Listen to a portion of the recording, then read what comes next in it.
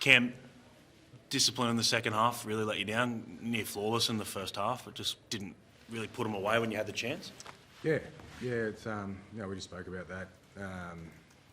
Probably didn't learn our lessons from last week. We come out last week and made a lot of errors after half time and lost control of the game, and that seemed to happen again tonight. So, there was some really good stuff in the first half. Some stuff I'm really proud of.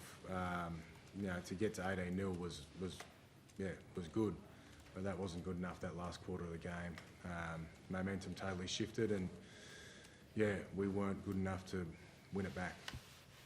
What do you put that down to? Because the effort areas in the first half, the kick pressure, chasing balls, I think led to 2 tries. Were they trying too much in the second half? Were they defending lead? What do you put that down to? I think the effort was there straight after half time as well. We come out and kick pressured again and played field position and won a lot of good ball.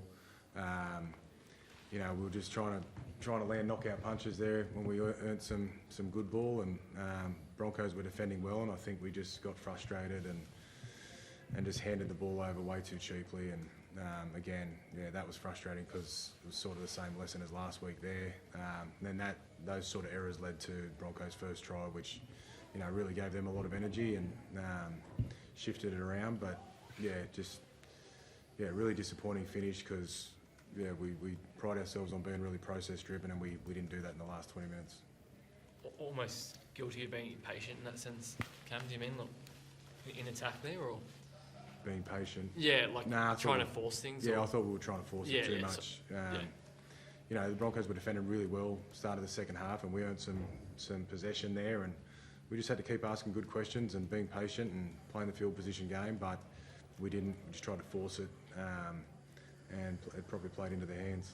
Can I ask, obviously the scoreboard plays a role in how we all view the game, but the 60-minute mark, were you happy with how your attack had been there, or were you still feel there were times where maybe it was clunky and probably happy for the first half, yeah. Probably not so happy in the good ball sets we had after half time. I thought the stuff we spoke about at half time didn't really happen.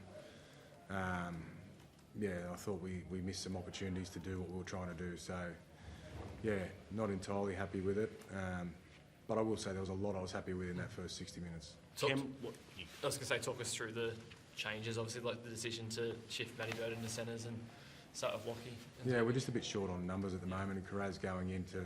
We sort of planned for Birdo, probably be 18th man again. Then when that shifted to Carraz going in, it sort of meant we were a bit short in the outside backs, and Birdo's played that role a number of times before. We were sort of, going to try and use both of them at times in the game at 5'8" and centre, but Birdo just put his hand up and said, it's easier if I just play centre, and he was doing a real good job in the first half, and it was flowing nicely, but yeah. Do you think Burton and Sexton will still be the way you go towards the back end of this game? I haven't thought too far past that game at the moment. We've got to go back and review that, and there was a lot to like about what we did in the first half, but there's some lessons there. Filthy we didn't learn our lessons from last week. We had to stand up and learn them and be better this week than what we were last week in those areas that we practiced all week, and we weren't. What did you make of Toby and Lockie tonight? Both of them had some really nice kicks, but do you feel like it'll just take a little bit longer, I guess, for them to be on the field at the same time for that combination to really come together? I don't think our attack's reached its potential all year. So, we're sort of searching for that, as most clubs are. We're sort of searching for that ourselves on what exactly works. We've had a lot of turnover with different back rowers and things like that. So we're just still searching. We've got 9 or 10 weeks to go to figure that out. But as I said, you've got to learn your lessons pretty quickly. We didn't learn our lessons from last week and take them into tonight. So that's what makes me unhappy.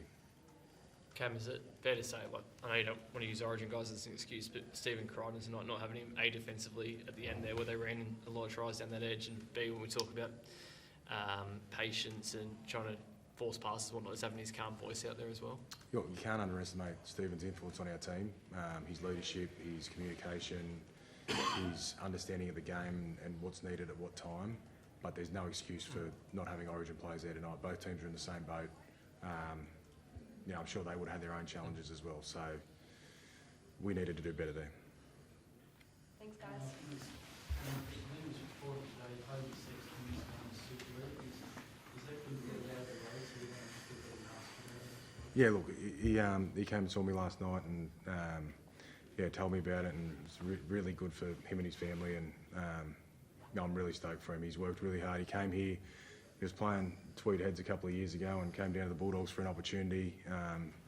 He had to bide his time at the start and then got his opportunity, and he's done really well, and it's a great opportunity for him over there. But he was really clear that he's not thinking about that right now. He's thinking about how we get better at the back end of the season, and that's what we're all thinking.